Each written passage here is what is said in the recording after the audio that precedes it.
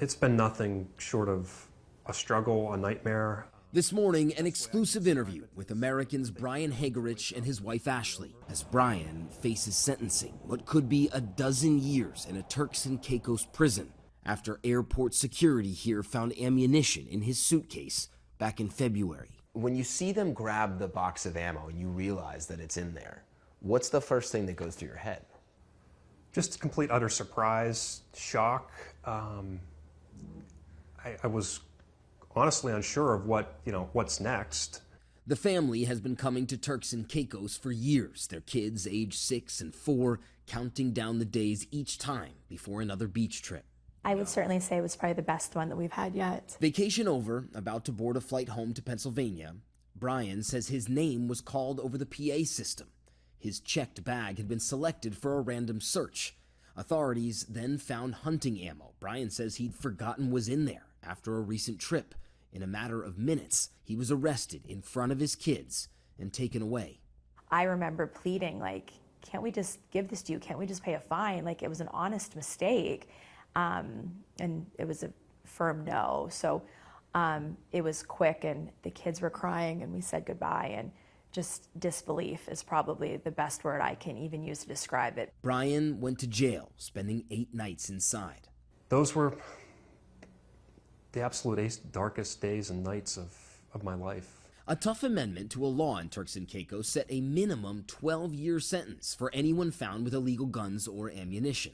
The State Department and U.S. Embassy posting advisories about the law. It was designed to combat rising violence and weapons trafficking in the island nation, but it's also ensnared Americans who say they're nothing more than forgetful tourists. So this is our sleeping quarters. Now, out on bail, Brian shares an Airbnb with another American recently charged under the law, Ryan Watson. This is like probably the loneliest I've ever been in my entire life. To have somebody that's experiencing the very same thing as you, it gives you some bit of support. Both men are fathers of 2 young kids, children who understand their dads aren't home, but don't really get why. The first question I'm asked at the start of every day, and the last question I'm asked before I put my kids to bed at night, is, when is my daddy coming home? Brian missing major milestones, including both children's birthdays.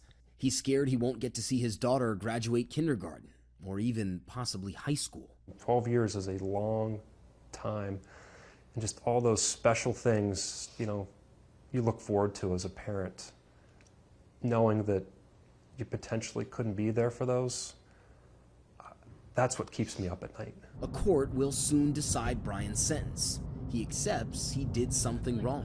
What do you say to the people who say, look, you broke the law? It's a shame what your family's going through, but you broke the law here. Right. And I'm the first to acknowledge that I take full responsibility for my actions. I'm not one that is out here asking for forgiveness and to just let me go away. There are alternative ways that this can be handled and dealt with that are within the laws of Turks and Caicos that will allow me to return home to my family. And we are just ever so prayerful that there's thought and consideration given that can allow that to happen.